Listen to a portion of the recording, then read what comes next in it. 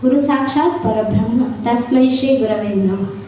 ವೇದಿಕೆ ಮೇಲೆ ಆಸೀನರಾಗಿರುವ ನನ್ನ ಪ್ರೀತಿಯ ಪತ್ನಿ ಹಾಗೂ ಸಂಚಾಲಕರೇ ಹಾಗೂ ಮುಖ್ಯ ಮಾತಾಜಿ ಶೈಲಶ್ರೀ ಮಾತಾಜಿಯವರೇ ಹಾಗೂ ನನ್ನ ಮುಂದೆ ನೆರೆದಿರುವಂತಹ ಎಲ್ಲ ಮಾತಾಜಿ ಶ್ರೀಮಾನ್ ಮತ್ತು ವಿದ್ಯಾರ್ಥಿಗಳು, ಈ ಮಧುರ ಕ್ಷಣದಲ್ಲಿ ನಾನು ನನ್ನ ಪ್ರಿಯ ಶಾಲೆಗೆ ಅತಿಥಿಯಾಗಿ ಬರುವ ಅವಕಾಶ ದೊರೆತಿದ್ದಕ್ಕೆ ನನಗೆ ತುಂಬ ಸಂತೋಷವಾಗಿದೆ.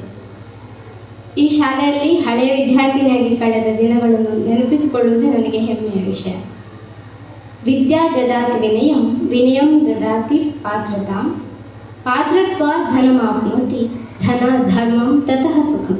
ವಿದ್ಯೆಯು ವಿನಯವನ್ನು ನೀಡುತ್ತದೆ, ವಿನಯ ಶ್ರೇಷ್ಠತೆಯನ್ನು ನೀಡುತ್ತದೆ, ಶ್ರೇಷ್ಠತೆಯು ಸಂಪತ್ತನ್ನು ತಂದುಕೊಡುತ್ತದೆ, ಸಂಪತ್ತಿನಿಂದ ಧರ್ಮ ಹಾಗೂ ಧರ್ಮದಿಂದ ಸೌಖ್ಯವನ್ನು ಪಡೆಯಬಹುದು.